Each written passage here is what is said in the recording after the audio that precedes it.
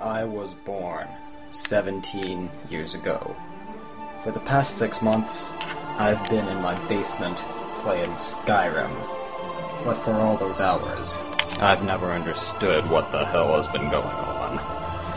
I scoured the internet, searching for wikis, to find even the most obscure events in the Elder Scrolls. Behold, sunlight now enters my room.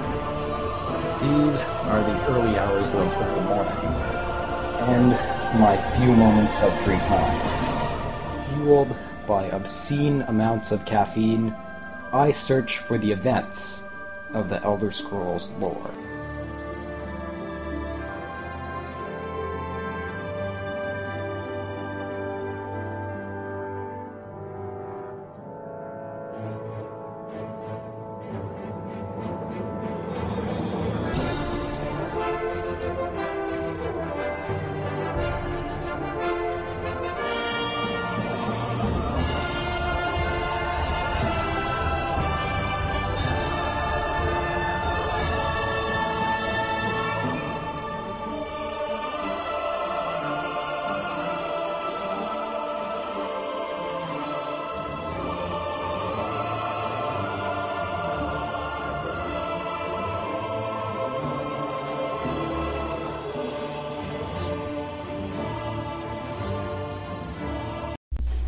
The Morag Tong, also pronounced Morag Tong, is an ancient guild of assassins headquartered in Morrowind, celebrating murder under the Daedric prince Mephala, whose realm is obscured to mortals.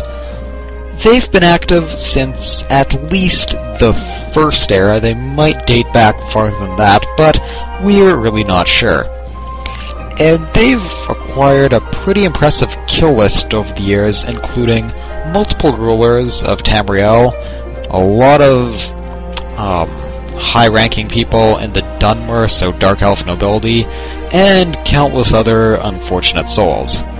Now, the Morag Tong is very unique because it's actually sanctioned as a legitimate guild under the Morrowind government to perform legal executions, bound under contracts called writs, although extra-legal grey writs are rumored to exist. Now, unsurprisingly, the origins of the Morag Tong are shrouded in myth. Now, some people think that the Daedric prince Mephala founded the guild to teach the early Chimmer, so the ancestors of the Dark Elves, how to defend themselves and destroy their adversaries. Another theory is that it began as a cult to the Daedric prince Mephala, but ultimately revered the dread father Sithis above all. But however it began, through its incredible skill, it quickly rose to prominence in Morrowind, and eventually all over in Tamriel. So it's chugging along pretty good towards the end of the First Era, but all of a sudden they receive their highest profile contract ever, the Emperor Riemann III. Now, Riemann III was a emperor of the Riemann dynasty, unsurprisingly, but also the last emperor of the Riemann dynasty. The assassination went off without a hitch, and, well, was successful. Why do I word things so complicatedly? Anyways, their success paved the way for the Akaviri Pontinent to rule over all of Tamriel for the early parts of the Second Era.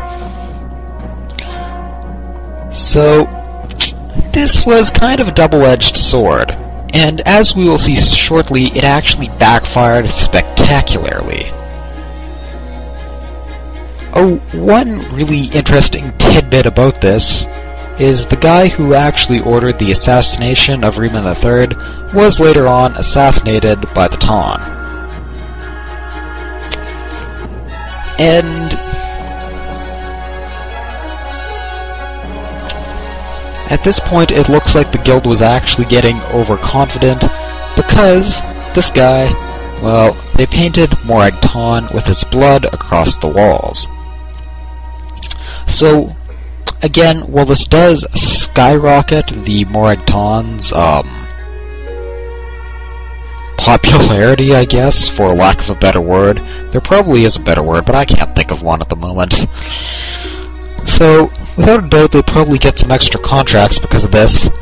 But once all the nobles around Tamriel wake up to the fact that, hey, if the Emperor can be assassinated, we can too, everyone's goal was the eradication of the cult all across the continent. So it was viciously suppressed in every province of the Empire. So after around a century, the cult is pretty much extinct in everywhere but Morrowind.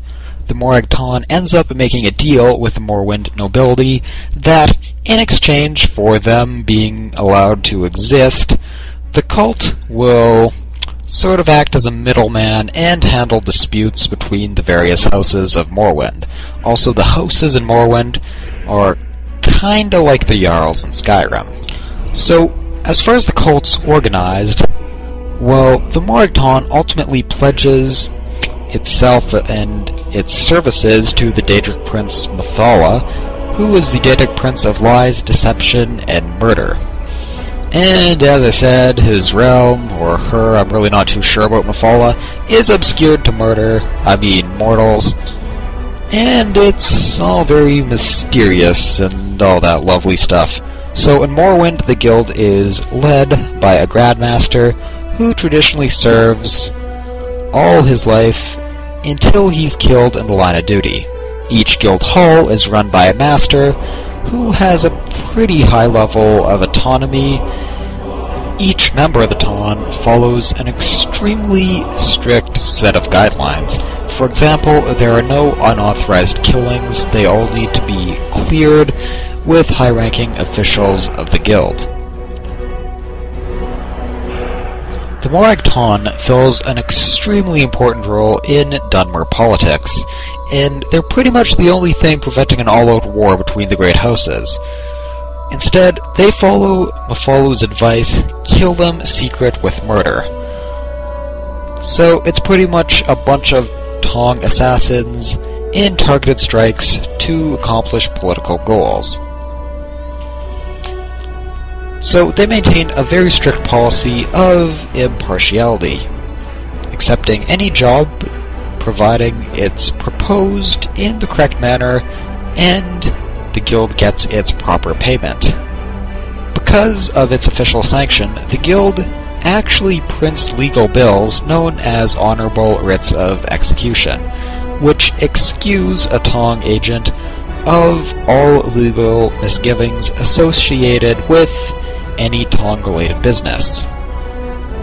So, after killing, the Morag Tong agents, or executioners, are expected to give themselves up immediately following an execution, even if the death itself would have remained a mystery, in order for them to be legally absolved and not have any bad long-term ramifications.